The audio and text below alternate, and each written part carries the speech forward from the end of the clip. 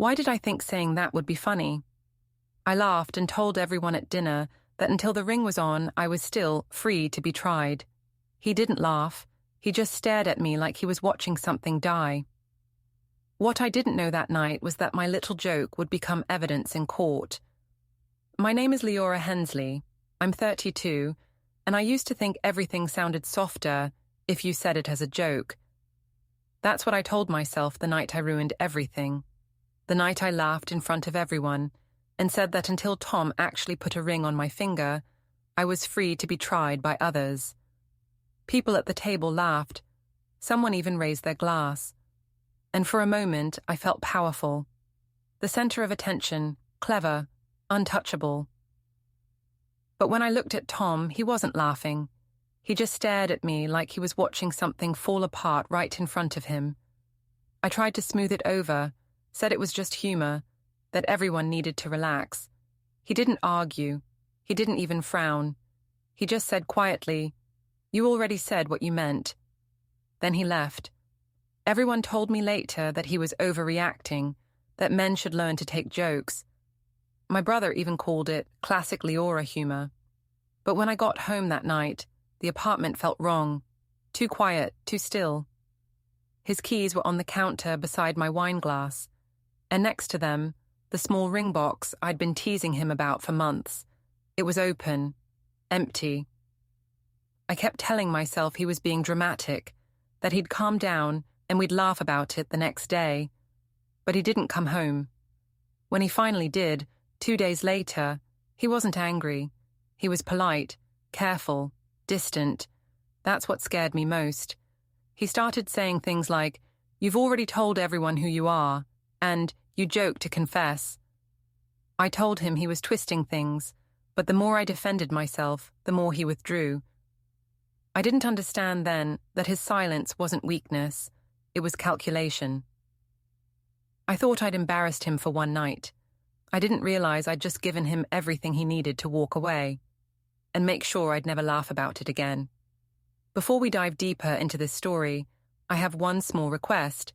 Please subscribe, drop a like, comment, and hit that hype button to boost this channel so more people can discover these incredible stories. The dinner was supposed to be casual, just a small celebration with friends from work and my brother, a few glasses of wine, and a toast to our upcoming wedding. Tom had finally agreed to a date after months of me teasing him about how long he'd taken to propose. Everyone said we were the perfect mix. Him steady, me spontaneous. I liked that story. It made me sound exciting, and him boring enough to make me look fun. The restaurant was one of those trendy rooftop places with glass railings and city lights spread out like a blanket below. I wore a red dress I knew would catch attention. Tom wore his usual grey shirt, sleeves rolled, collar neat. He was always neat. Even his emotions were folded and stored somewhere private. We were halfway through the night when the wine started to work. The conversation turned to relationships, to loyalty, to rings. My friend Julia, always the provocateur, said she couldn't imagine being tied down without a wedding band. I laughed and said, "Well, until the ring's on, I'm technically still on the market, free to be tried by others."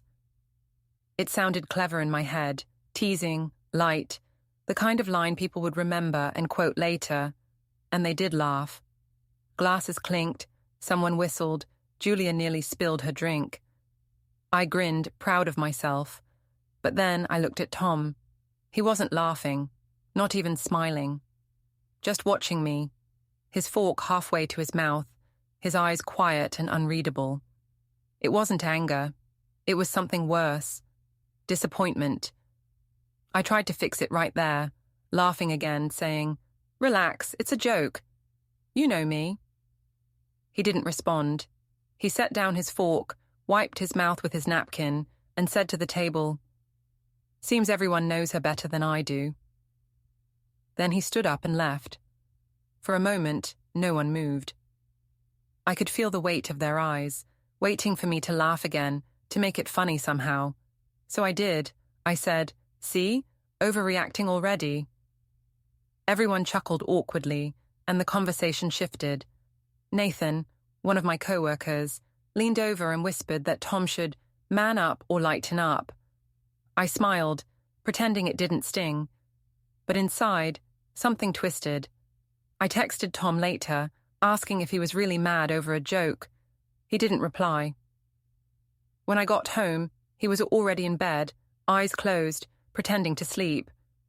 The ring box sat on the dresser beside him, open, empty. I reached for it, but my hand shook. He didn't move or say a word. The next morning, he made coffee, like nothing had happened. I asked if we were okay. He said, "You said what you needed to say." That was all. No argument, no explanation. Just that. I told myself it was fine, that he was just sulking. I told my mother he was being sensitive. She said, "You always had a sharp tongue. Some men can't handle that." She laughed like it was a compliment. At work, Nathan brought me coffee and said everyone thought I'd put Tom in his place. I liked how that sounded. Powerful, modern, independent. I told myself that's what I was, not cruel, just real. But that night, when I looked at Tom across the table, eating in silence, I couldn't shake the feeling that something had shifted. Like a door had quietly closed, and I hadn't noticed until it was locked. The silence became its own kind of conversation. Tom didn't yell or accuse. He just moved differently. He stopped asking where I was going, stopped waiting up when I stayed late at work. He wasn't cold exactly, just careful. That made me uneasy. One evening, I came home to find him sitting on the couch, laptop open, spreadsheets on the screen. I joked that he looked like an accountant instead of an architect. He didn't laugh. He just said, "Someone has to plan." When I asked what he meant, he said, "You joke to escape. I plan to survive." Then he shut the laptop and went upstairs. I told myself he was being dramatic again. I texted Nathan, complaining that Tom had no sense of humor. Nathan replied, "You need someone who appreciates you." That little sentence made me feel understood and dangerous. The next day at work, I caught myself laughing too loudly at something Nathan said. I liked the way he looked at me, like I was fascinating, unpredictable. I told myself it was harmless. Tom and I were engaged, not chained. That weekend, Tom's mother, Mara, invited us for dinner. She'd never liked me much, and she didn't try to hide it. Halfway through the meal, she said quietly, "Some women joke because they're afraid to mean what they say." I pretended not to hear. Tom didn't defend me. He just kept eating. On the drive home, I accused him of letting her insult me. He said, "She's just repeating what you said." We drove the rest of the way in silence. That night, I scrolled through social media, reading comments from the dinner post Julia had made, a photo of all of us laughing. The caption said, "She said it's not cheating if the ring's not on yet. Iconic." Hundreds of likes, dozens of laughing emojis. I showed it to Tom, trying to lighten the mood. He didn't even look up from his laptop. He said, "You've told the whole world what you think marriage is." I snapped, told him he was trying to control me, that he wanted a perfect little wife who never said anything real.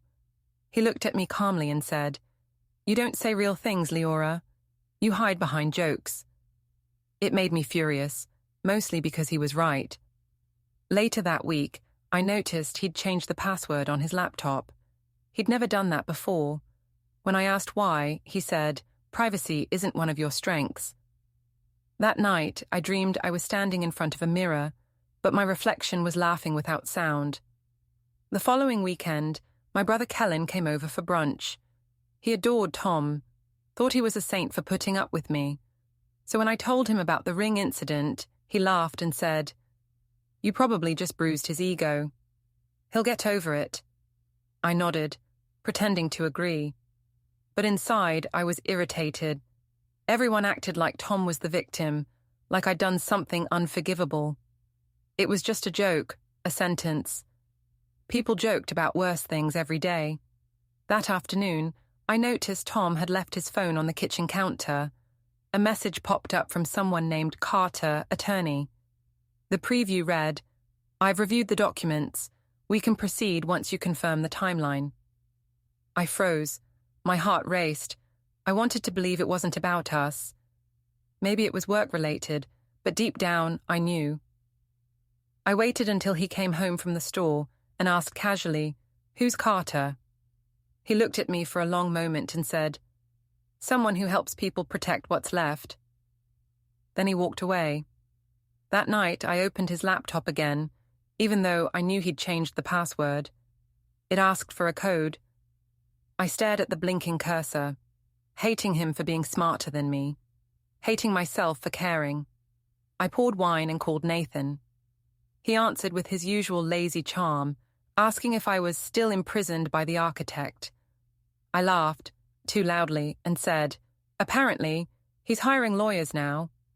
Nathan laughed back and said, "Then maybe it's time to really be free." It should have scared me. Instead, it felt like a dare. We met for drinks the next evening, somewhere far from home. He complimented my dress, told me I looked like someone who deserved more. I told myself it was harmless again, that it was just about feeling wanted. When I got home, Tom was sitting at the kitchen table, a stack of papers beside him. He said, "I know where you were." His voice wasn't sharp. It was exhausted. I said he was paranoid. He said, "No, just paying attention." I went to bed angry, muttering that he was suffocating me. The next morning, he'd already left for work, but the papers were still on the table. I couldn't resist looking. The top page was a list titled "Timeline of Statements." It was all there: dates, locations, screenshots of my public jokes, comments from friends, photos tagged from that dinner. He'd been documenting me. I felt sick, betrayed. But I told myself it was proof that he was controlling, that I was right all along. I told everyone at work that Tom had started keeping files on me like a lawyer. Nathan laughed and said, "Maybe he's preparing for when you leave him." I told him maybe I would. That evening when Tom got home, I asked him directly, "Are you building a case against me?" He said, "No, you're building it yourself." He went upstairs without another word. I poured another drink, trying to drown the unease that had been growing for weeks. My reflection in the glass door looked blurred, like I didn't quite recognize the woman smirking back. I posted another photo on social media that night, me at the bar, smiling, with the caption, "Still unringed, still free." It got over 300 likes in an hour. When I woke up the next morning, Tom was gone again. But this time, so was his laptop, his spare suit, and the binder from his desk. He'd moved out quietly. No fight, no farewell, just absence. I called his phone 3 times, then 5. No answer. Finally, a text came. "You said you were free, so I'm letting you be."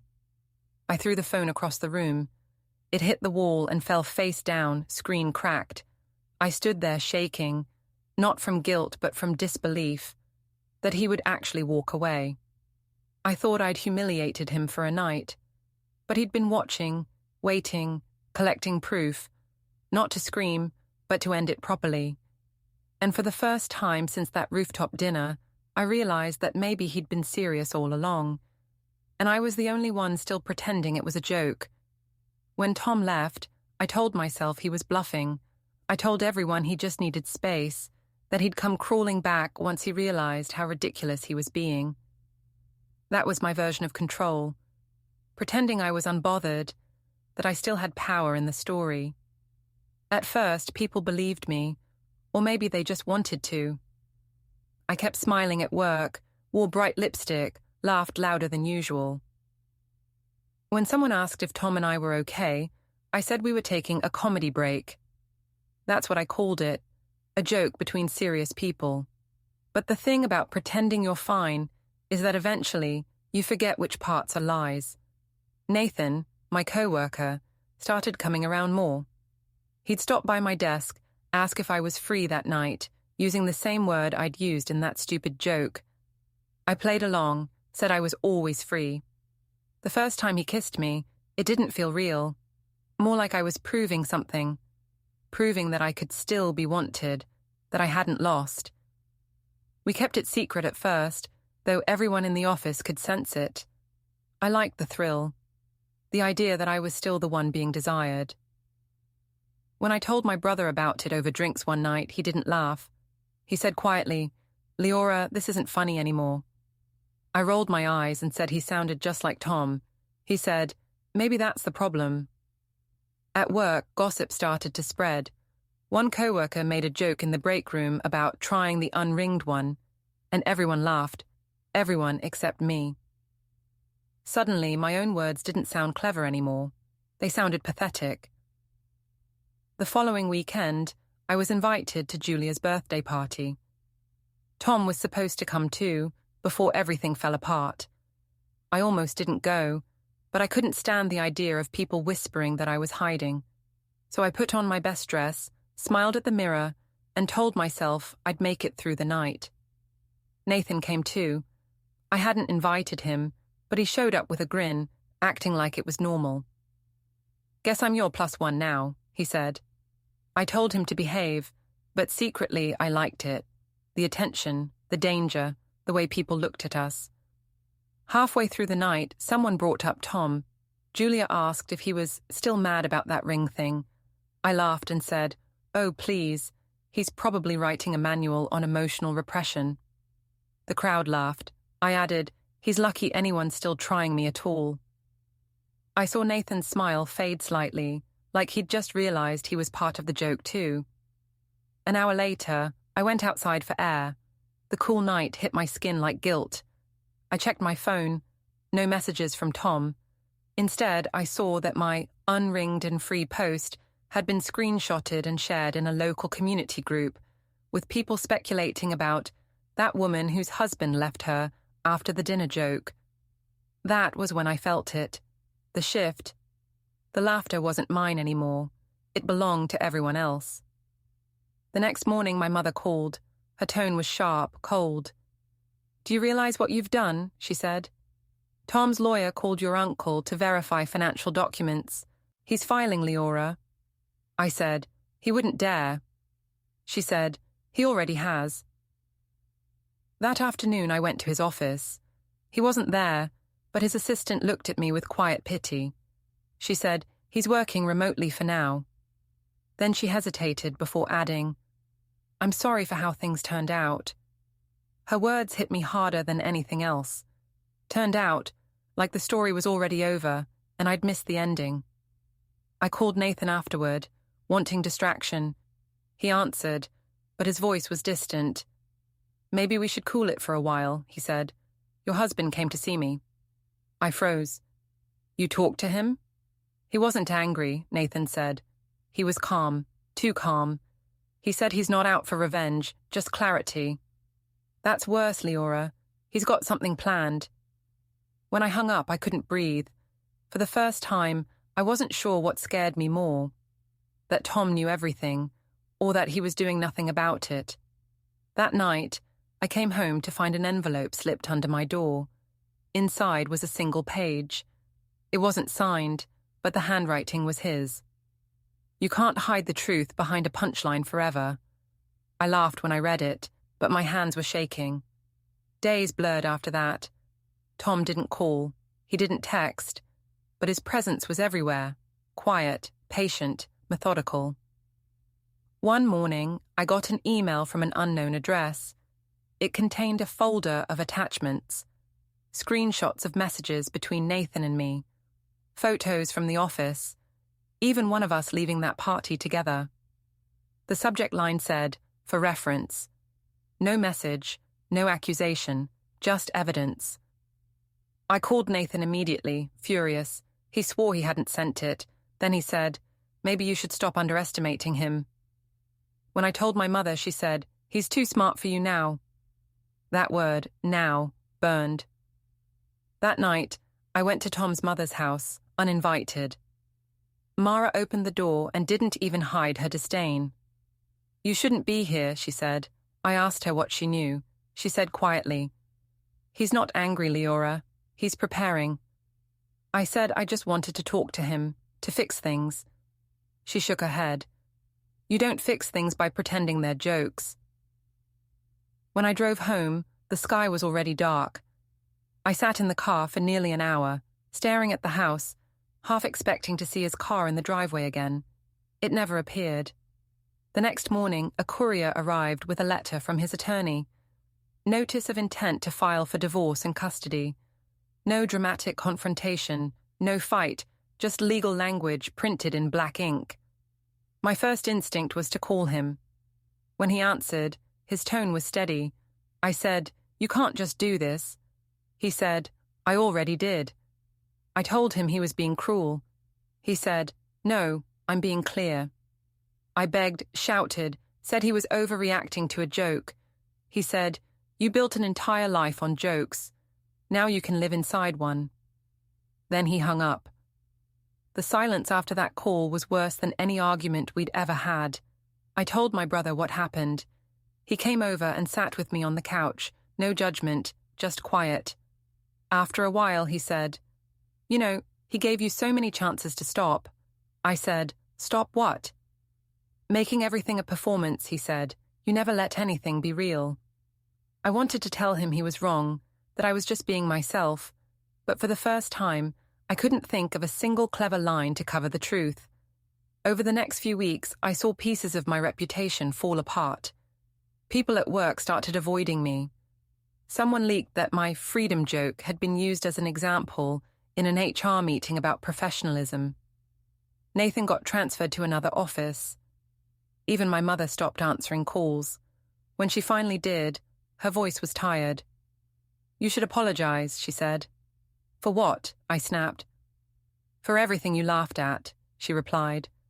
At night, I started dreaming about that dinner again, the moment before I said it, the way the glass caught the light, the small, still pause after I spoke, the look on Tom's face. He hadn't been shocked. He hadn't even been angry. He'd been done. That realization haunted me more than the loss itself. A few days later, I found out he'd already moved his things into a small apartment across town. He'd taken only what was his books, his tools, his coffee mug. I drove there once, stood outside and saw the light in his window. I almost knocked, but I didn't. Instead, I left a note under his door that said, "I was just trying to make people laugh." He sent no reply. When the first court date arrived, I was still telling myself he'd change his mind, that we could talk privately before it went too far. But when I saw him across the courtroom, sitting straight, documents neatly stacked beside him, I knew there'd be no going back. He wasn't here to fight me. He was here to finish the story. I tried one last time to smile, to make him see the woman he'd fallen for. But his expression didn't shift. When the judge asked if we had any chance of reconciliation, he said, "Not when laughter is her only language." Everyone in the room went silent. That night, I sat alone on the couch, the house half empty, my reflection ghostly in the window. For years, I'd used jokes as a weapon, a shield, a way to stay in control. Now, the silence I'd mocked him for became my punishment. I opened my phone and scrolled through old photos. Us at the beach, our first apartment, that stupid dinner. I stared at one where he was smiling at me, like I was still someone worth listening to. I realized then that the face I'd never forget wasn't the one from our happiest day, or even the one from court. It was that quiet, steady look he'd given me at the restaurant. The exact moment he stopped seeing me as someone to love and started seeing me as someone to leave. And for the first time, I couldn't laugh at all. The day of the hearing came faster than I expected. I'd convinced myself it wouldn't be real until it was over. That somehow Tom would change his mind once he saw me in person. That the memories would outweigh the evidence. I still thought there was room to talk, to charm, to twist the story back into my favor. The courthouse was grey and still. My lawyer, a tired man named Collins, told me to let him speak. I nodded, pretending to listen. I'd practiced my expressions in the mirror that morning, the perfect balance of regret and misunderstanding. Not guilt, never guilt.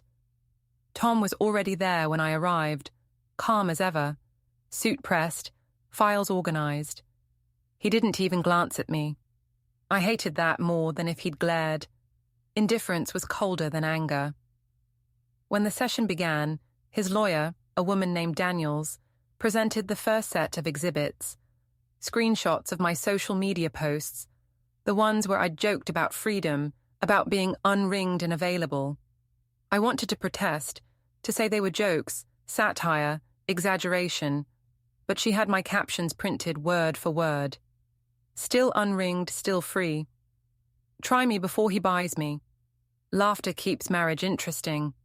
Each one hit like a nail sealing a box shut. Collins whispered for me to stay quiet. He said we'd respond later. Then came the emails. I hadn't realized Tom had copies. Short exchanges with Nathan. Messages that started harmless but grew flirtatious, suggestive, even mean about Tom. I remembered typing them, thinking they'd disappear like air. Seeing them now, printed in black ink, made me feel small. Daniel said, Mr. Hensley doesn't wish to humiliate his wife. He simply wants the court to see the consistency of her intent. I snapped, Intent? They're jokes. Tom didn't look up. The judge raised a hand. Mrs. Hensley, please let your attorney respond. Collins cleared his throat, mumbling about context, tone, exaggeration, but the damage was done. Daniels continued, presenting a summary of financial transfers, money Tom had moved to protect assets, evidence that he'd been quietly preparing for months. He'd spoken to advisors, documented communication patterns, even noted every public statement I'd made about marriage. Every joke had become part of his case. Finally, the judge asked Tom if he had anything to add. He stood, buttoned his jacket and said simply, I have no anger left, only truth. Then he handed over a folder marked Custody Agreement Proposal. Inside were photos of Noah, our 6-year-old, playing at the park, with notes about school routines, bedtime habits, allergies, a record of care, evidence that he'd been thinking ahead while I was busy pretending everything was fine. The judge reviewed the document, nodded approvingly, and asked if I had any objections. My throat went dry. I whispered, He's trying to take my son. Tom finally looked at me.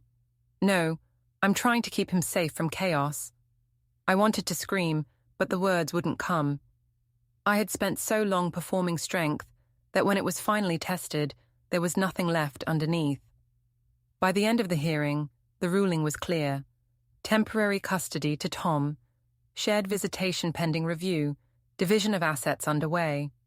When the judge adjourned, Tom turned to leave. I reached out instinctively. Please, I said quietly, this isn't fair. He paused but didn't face me. Fairness stopped being part of this the day you laughed about not belonging to anyone. He walked out. I stayed seated until the clerk told me I could go. My legs felt weak, like they weren't connected to me anymore. Outside, reporters weren't waiting. No one cared about our little scandal. The humiliation was private, and that somehow made it worse. When I got home, I found Mara's number on my caller ID. I almost didn't answer. When I did, her voice was measured, not cruel, just final. He's not punishing you, Leora. He's protecting himself and Noah. You can't blame him for that. I said, he could have forgiven me. She said, he tried. You kept turning his pain into a punchline. Then she hung up. That night, I walked through the house that used to feel like ours. Every sound echoed, the hum of the fridge, the creak of the stairs. I poured wine but couldn't drink it. The glass just sat there, catching the reflection of a woman I barely recognized. For years, I had used humor to control the story, to make everything lighter, smaller, less dangerous. But standing in the wreckage of my own making, the laughter didn't feel clever anymore. It felt cowardly. I went upstairs, opened the drawer where I'd kept Tom's letters from before we were engaged. There were 3 of them, all folded neatly. In one, he'd written, You make me laugh in a way that feels like home. Please never stop. I stared at that line for a long time.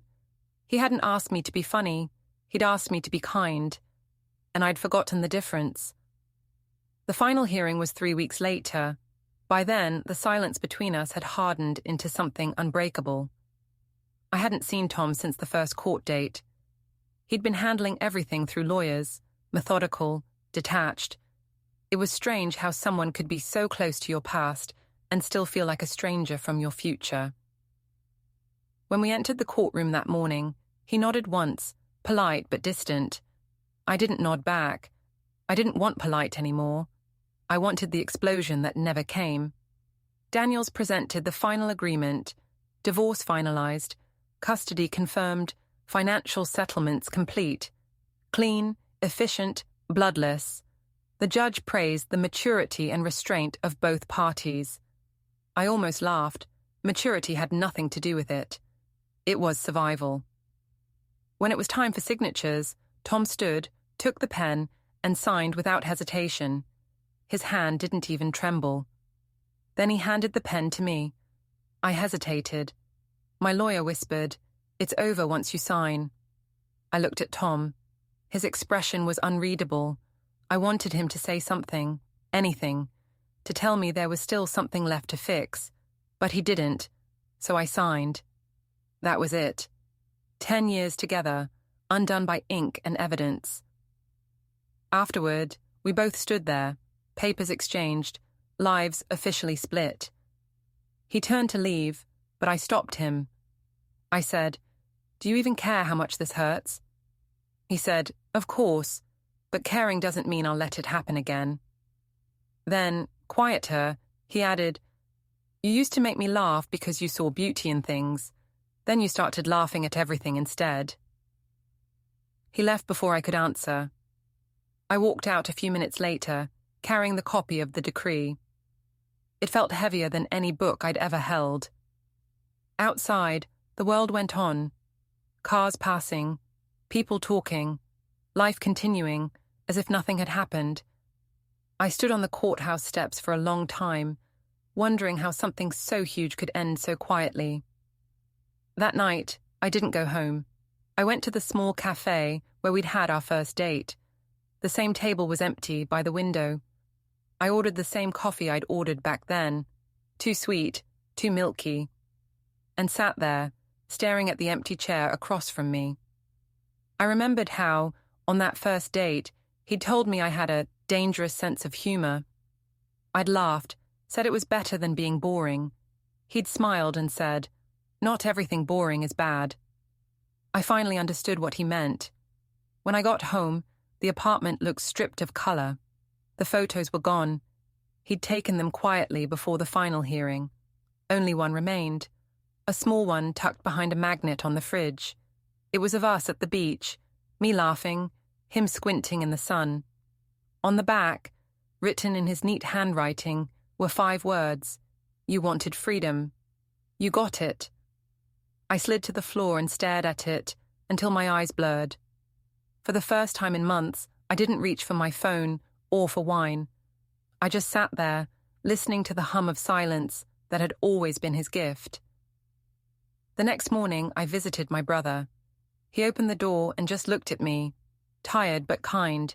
He said, "You look like someone who stopped pretending." I said, "I think I finally did." He poured coffee. We didn't talk much. At one point, he said, "He'll be okay.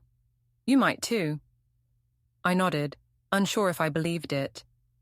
That evening, I saw Tom again. Not in person, but from a distance.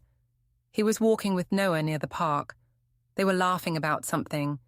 It wasn't forced or nervous, just simple, quiet joy.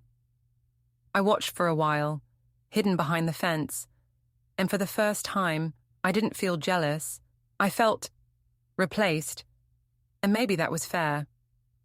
When they left, I walked to the bench where they had been sitting and found a single glove, Noah's, small and blue. I held it in my hand, then left it there. Some things didn't belong to me anymore.